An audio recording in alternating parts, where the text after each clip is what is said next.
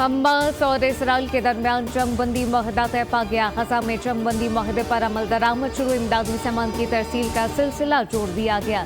Qatar में Israel Hamas क़यादत की मुलाकात 12 बार साबित हुई। मीडिया रिपोर्ट के मुताबिक इसराइल पहले मरहले में 33 यरगमालियों के बदले 1000 फलस्तीनियों को रिहा करेगा। गजा से जख्मी और मरीजों को हंगामी बुनियादों पर अस्पताल मुंतकिल करने का मंसूबा तैयार। कतरी वज़ीर-ए-आज़म मोहम्मद बिन अब्दुर्रहमान बिन जासिम अल सानी ने कहा कि मुआहदा इसराइली यरगमालियों की रहाई का बाइस बनेगा।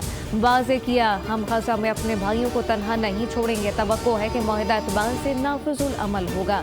वक्त का ऐलान बाद में होगा।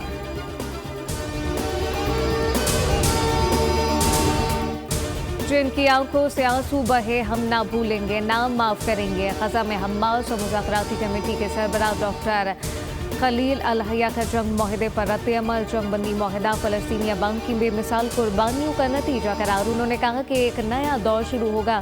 हम गजा के अजीम अवाम को फ़ख्र और अज़मत के तमाम अल्फाज पेश करते हैं। हमास का गजा के साथ यकजहती करने वालों से इज़हार तशक्कुर, सालसी करने वाले भाइयों का खुसूसी शुक्रिया अदा किया। कहा कि कतर और मिस्र का शुक्रिया जिन्होंने माहदे तक पहुँचने के लिए भरपूर किरदार अदा किया।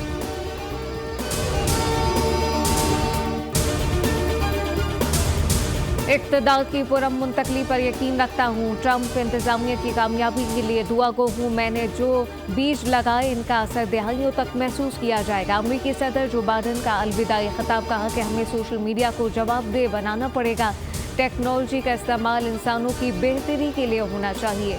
नामुंतखब सदर को तनकीद का निशाना बनाया। बोले कि किसी भी सदर को जराइम पर इस्तिस्ना हासिल नहीं होनी चाहिए।